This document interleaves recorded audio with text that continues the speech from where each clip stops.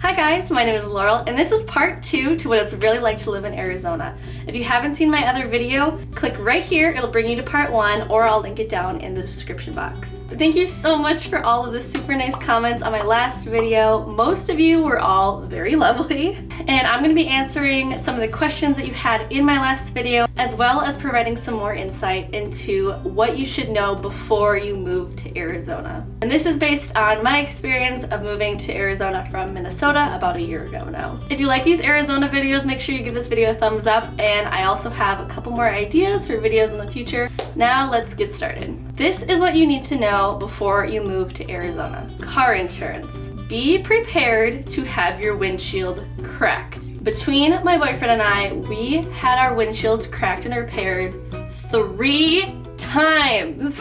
Arizona is the leader in glass repair. Luckily, my insurance covered the one time that I had to get mine repaired, but it was definitely something I did not know before moving here, so make sure you keep that into consideration. Make sure you have windshield on your insurance. My car insurance price went up by about $10 and my boyfriend's went down. I guess it might depend on your company and your driving record. But the lady on the phone said that Arizona, there's a lot of stolen cars here, so that's why mine went up, I guess. When you get your license plates and your driver's license, be prepared to do an emissions test when you go to the DMV. You go to the emissions place and they just run your car through the machine for like a minute, and then they just give you a pass or fail. Both of our cars passed just fine, and I think if you have a car that's relatively new, you should be just fine. We got our licenses so quickly. The DMV down here definitely seems a lot quicker than Minnesota, and renewing my tabs this year was very, very easy. Did it all online, and those came within about a week. If you plan to make your move by driving to the valley, be prepared to drive in the mountains. That was my very first experience of physically driving a car through the mountains, and it was really intimidating. I'm from Minnesota and it is flat as a pancake there, so I had pretty much no experience driving in the mountains. If you're just mentally prepared and take your time when you're driving, you should be just fine. Phoenix is a grid. It's blocks and blocks and blocks, and some people may like this, some people may not like this. I personally like it because it makes getting around super easy. It really makes it easy to figure out where you are without a GPS. But if you're an impatient driver like my dad, he does not like a grid system because he doesn't like having to stop at a stoplight every block, essentially. Pools. If you think you're gonna be able to swim in your friend's pool when you come down for spring break, you are wrong, my friends. Just because the weather is nice all year long does not make the pool swimmable. In the winter and in the fall and spring, the pool, if it's not heated, is very, very cold. It is not swimmable. It doesn't really get swimmable until about April or May. If you're visiting a friend or if you want to buy a house, keep in mind that if you want to use your pool all year long, you either have to heat it or just pretend like you're sinking into the Atlantic off of the Titanic. Too soon? Also, in the hot summer months, the water becomes bath water temperature. It is very, very warm, and it doesn't really become that refreshing at that point, so what you have to do is just keep jumping in and out of the pool to stay wet. Houses in the valley typically do not have basements. The soil is super, super hard, and it's expensive and time consuming to actually dig out a pit for a basement. So if you're dreaming of a man cave in the basement, you might not get that. Plus, it's not like we live in a tornado area, so you don't need those basements for shelter, for example. Also, a lot of houses are built out rather than up. There's not a lot of houses with more than one floor. Cooling the higher floors is gonna take more energy. Landscaping. If you dreamed about a huge, lush, green backyard for your kids to run around in, Arizona might not be the greatest place for that. A lot of people here have what I call like gravel yards or like rock gardens. Because it's so hot here, it takes a lot of water and a lot of money to keep that grass green.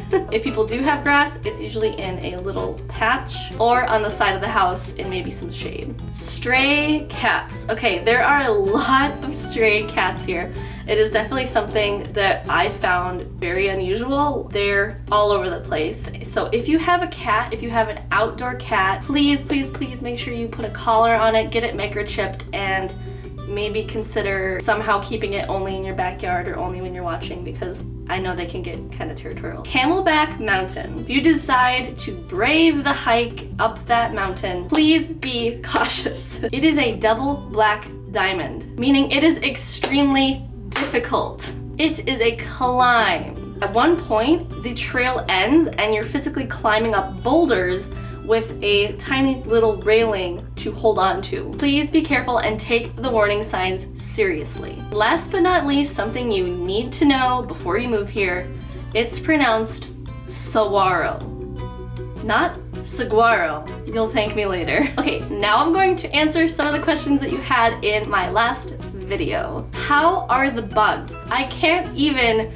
believe I didn't even talk about the bugs, probably because they're not even on my mind. But there are no mosquitoes. Coming from Minnesota, where people joke that the state bird is the mosquito, this is just night and day difference. Obviously in the city you do have a little bit of mosquitoes because there's a lot more water, but they're these teeny little tiny ones that you don't even feel bite you. You just all of a sudden have like a bite on your leg and you're like, oh, well, how did that get there? But if you're outside, you really don't have to worry about mosquitoes, especially out in the desert. We went camping and I was not getting bit by bugs. There are gnats. I found that the gnats are kind of like a weird thing here. They're kind of bothersome. There's a lot of really big flies and there's a lot of really big moths, but otherwise the bugs are really hardly an issue here. Okay, I'm gonna do a mini cost of living breakdown because a lot of you asked about that. To give a general sense, Arizona falls pretty much in the middle of all of the other states. Gas was slightly less than Minnesota prices, especially now with the pandemic. They're I think a little bit lower everywhere. Prices typically stay around less than $3 a gallon. Groceries, again, pretty average, pretty close to what we were paying in Minnesota. I live with my boyfriend and he eats a lot of food,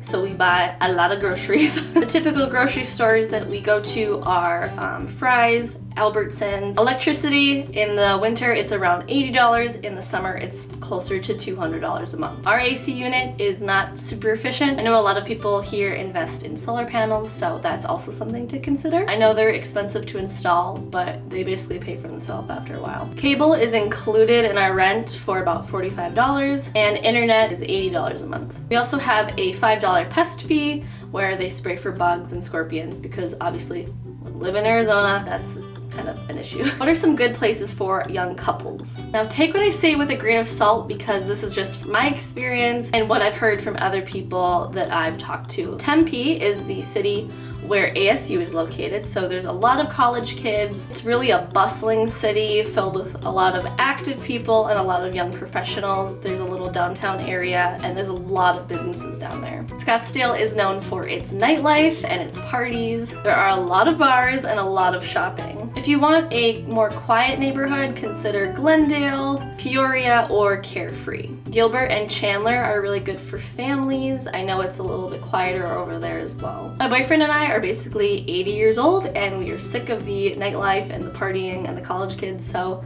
whenever we decide to buy a house, I think we plan on looking in the Glendale, Peoria area, because it just seems like it would be a nice quieter area for us. What are some of your favorite hiking trails? I absolutely love the Superstition Mountains. There's a couple trails over there. Hieroglyph Trail is a really nice one. I think it took us about 3 hours round trip to go up and back. And Papago Park is another favorite area of ours. And we also go to Sedona fairly often because it's only 2 hours away and it's a little bit more out of the city. Now the schools. I don't have kids. I don't really have any friends that have kids. From what I've heard, okay, don't come for me, I've heard that the schools here aren't necessarily amazing, especially the public schools, and that's again being compared to Minnesota. Minnesota has a pretty amazing school system compared to a lot of the rest of the country. What my boyfriend's coworkers have said, a lot of them put their kids in private schools and you get to kind of pick and choose. You do a lot more shopping around with schools here. Where I grew up, it was you just went to the school where you lived. Whatever neighborhood you lived in, that's where you went to school, but here you can really shop around and people want you to come there, so they try to pitch the school to you. I also have family friends that their kids went to public school and they turned out just fine. They really enjoyed it. I'm not super personally familiar with that, So again, take that with a grain of salt. But if you're considering moving here, just do it. Just try it out. There is so much to do, and in my opinion, it has been wonderful to live in a completely different state than the one I was born in. If you're on the fence, I hope this video gave you just a little bit more insight to things you really should know before you move to Arizona. If you like this video, give it a thumbs up so that I know to make another one, and let me know what else you'd like to see. Let me know if you want to see a nightmare interview story time, and also completely free things to do in Arizona. I have a lot of ideas for that video. Thanks for watching, and I'll see you in another one. Thanks, bye.